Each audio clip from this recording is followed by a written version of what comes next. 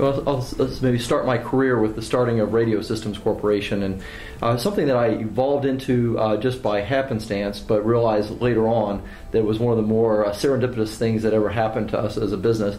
We had a couple of outside investors that came into the company within about 2 or 3 years of the company's start, and each of them, even though they took a very small part, suggested that long term we should be a public company. Now, since then, we've come to our senses and decided that we didn't want to be a public company, but to be positioned to be a public company, they thought we needed to have this great, outstanding board of directors that would look good to the public markets.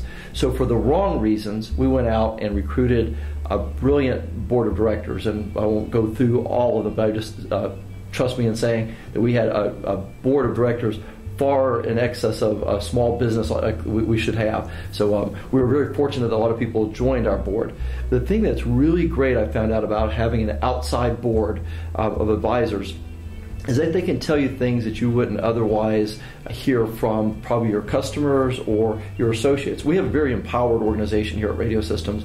We have no walls, no partitions. If you come into a meeting, I'd like to think that you would have a hard time picking out who the most senior person in the room is, because everybody talks equally and frankly and open to each other. We challenge each other all the time. However, there are just certain limits that associates won't cross in spite of how much empowerment you give them. For example, in 1995, it was a really bad year, the worst year in our company's history.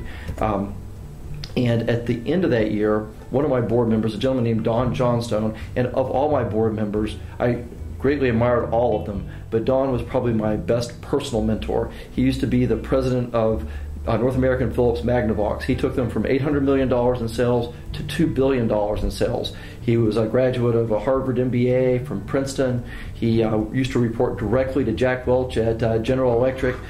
So he had just the most impeccable resume, and he was brilliant. And just it's kind of like a father figure to me. He's a great mentor. He had joined the board when our company was only $23 million in sales, so it was more of a personal favor that he joined the board.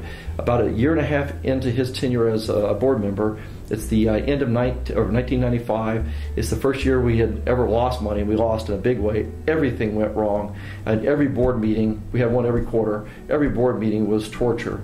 And at the end of one of the board meetings, at the end of 1995, I distinctly remember Don pulling me aside and saying, Randy, if you were running one of my $200 million business units back, when I was working for Lutron or General Electric, I would just have to say, look, you've had a good run, you did a great job for the first 5 years, but it's time to let you go.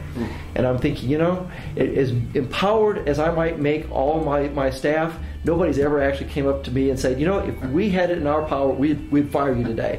But it's that kind of advice that you can get from an independent board that you can't. In that particular case, it was a challenge, but in countless times they brought in advice that I don't think I could have ever afforded to pay consultants. And it's been one of the most important parts of Radio Systems history is the different advice and guidance and networking that our board has got. So, I did it serendipitously. I got lucky. I could have, by some other turn of events, not had that fortune, and probably not to have gotten that great of a board and not had the success we've had because we didn't do that board. Advice from me to somebody that's starting a new business, immediately go out and surround yourself with the absolute best board of directors that you possibly can. This is a great asset that everyone should try to take advantage of.